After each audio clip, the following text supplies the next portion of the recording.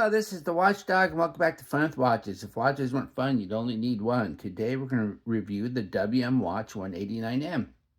Let's start off the wrist check. I'm wearing this Major 8603. I just reviewed this watch, so if you haven't seen this review, and many of you haven't, be sure to check it out.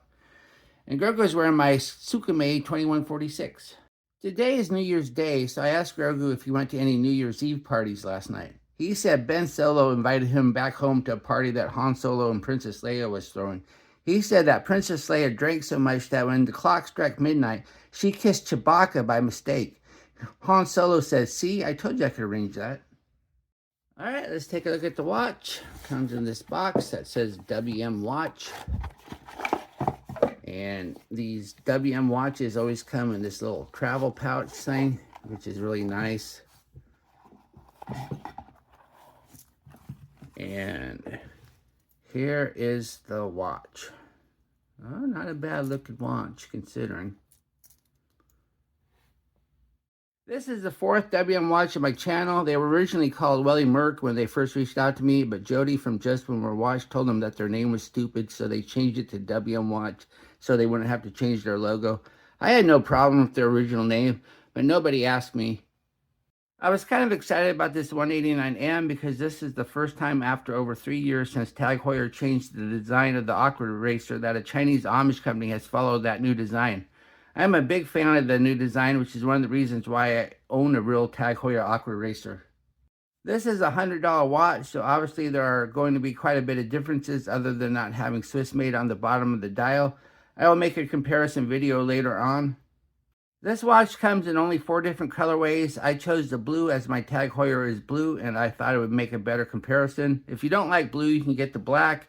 If black is too boring, you can get black with an orange ascension phase and second hand.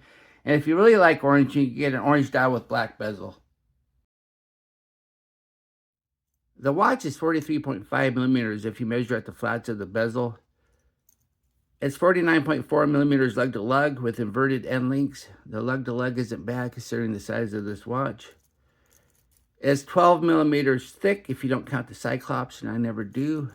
Has a 22 millimeter lug width, which tapers down to 18 at the clasp. It weighs 165 grams on the supplied solid steel bracelet with 2 links removed. The bezel's 120 click unidirectional, and the action is rather stiff, and it's kind of hard to get a grip.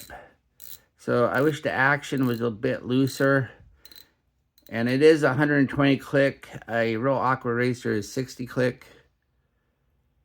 And then we have the insert. The insert's ceramic, and it's nice looking. I like the insert. Unfortunately, though, the lume triangle is not lumed at all. So there's no lume on the bezel. You'll see that later in the lume test. Then we have the dial. We have a teak dial. And there is a slight sunburst effect. It's a very deep blue, and I like it.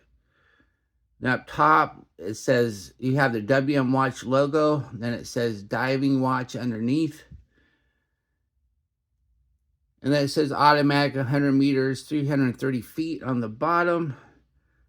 And then we have a rehot with the minute markers.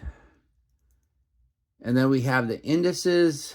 We have trapezoids at the 12, 6, and 9. And then we have octagons everywhere else. And then we have the hands. We have the fence post minute hand. And then we have this sword hour hand.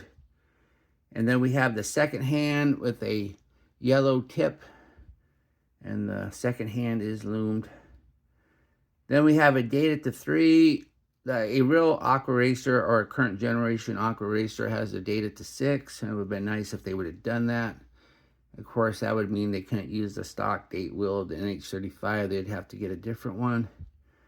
And also the Cyclops sticks above the crystal, where a new generation Aqua Racer, they stick below the crystal.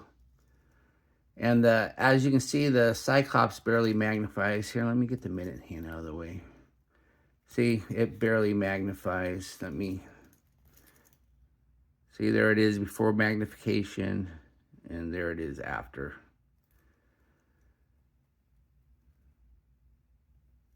Then we have the crown. The crown is a signed screw-down crown, and the thread action is pretty good.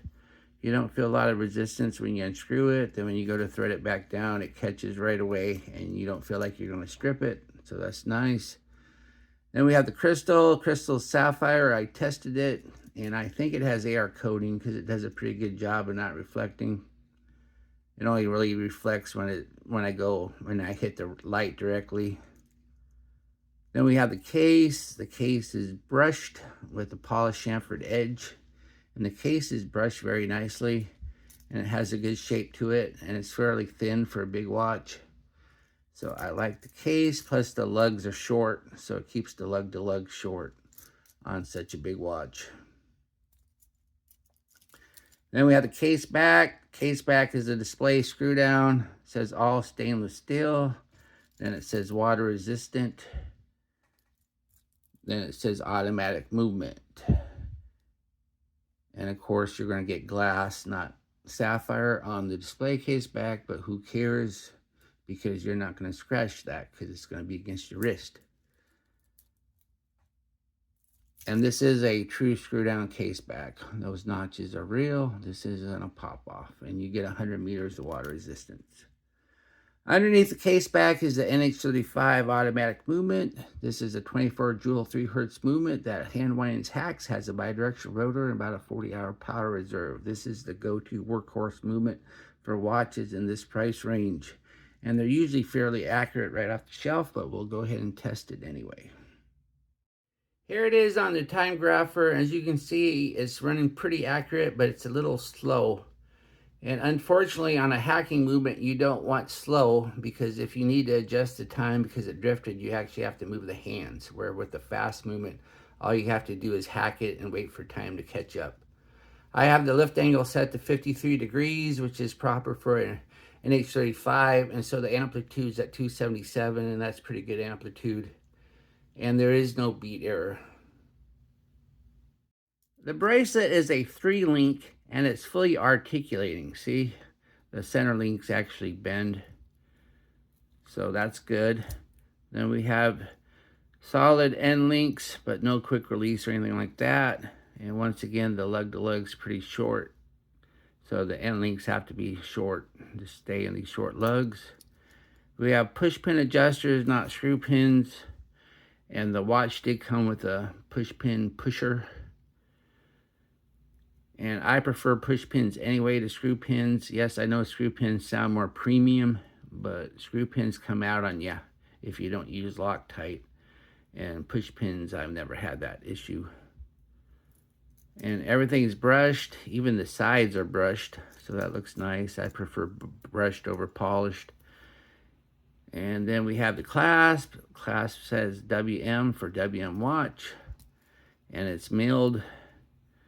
And we have 6 holes of micro adjust, so plenty of micro adjust there. It would have been nice to have some on-the-fly adjustment, but then again, it's a $100 watch, and at least you get the 6 holes so you can get the good fit.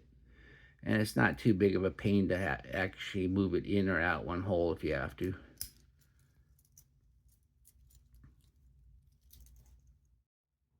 Here's the watch on my 7.5-inch wrist. That looks nice. That wears nice. This is a big watch, but it wears nice and flat because it has a rather short lug to lug and it has inverted end links, so that works out nice. Plus the case back's nice and thin, so it wears flat. I removed 2 links to fit on my wrist, but I also moved it in 2 holes of micro adjust. So 8 1/4 is probably the best you're going to do without getting more links. I'm sure if you contacted WM Watch, they'd probably include some more, but I don't know. I've never tried that because I've never had to do that. Here in the Lume room, my Tag Heuer Aqua Racer has the best lume of any watch I own, but it is also the most expensive watch I own. So let's see how this $100 WM watch does. As we speed up the time, we see the biggest disappointment is that there is no lume pip, which makes the timing bezel useless in the dark. The watch has blue BGW9 on the minute hand and second hand, but green C3 everywhere else. Thankfully, the hands are better than the weak indices, with the blue minute hand stronger than the hour hand. Too bad about the missing lume pip. What do I like about this watch? Well, it looks like a current generation aqua racer and not last generation like most AliExpress watches.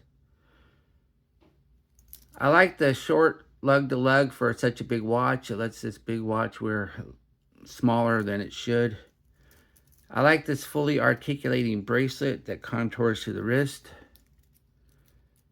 And the sapphire crystal has some pretty good air coating. What are my gripes and groans? No Lume pip. 3 o'clock date with a Cyclops that barely magnifies. And they could have included a few more links for the bracelet. Do I recommend this watch? Of course. This is the best aqua racer homage I have reviewed. And if I didn't already own a real aqua racer, I'd probably keep this one. Well, thank you for watching my review of the WM Watch 189M, and I will be back with another review. Happy New Year, everybody. Be sure and like and subscribe to my channel. And if you like this watch, I'll leave 2 links. I'll leave one for AliExpress, and that's an affiliate link, and I'll get a tiny commission. And I'll leave another link for a WM watch, because they've sent me free watches in the past, and I'll do them a solid. And I'd like to thank my paid Members Choice subscribers. And here's a list of them. And I really appreciate the support. Bye.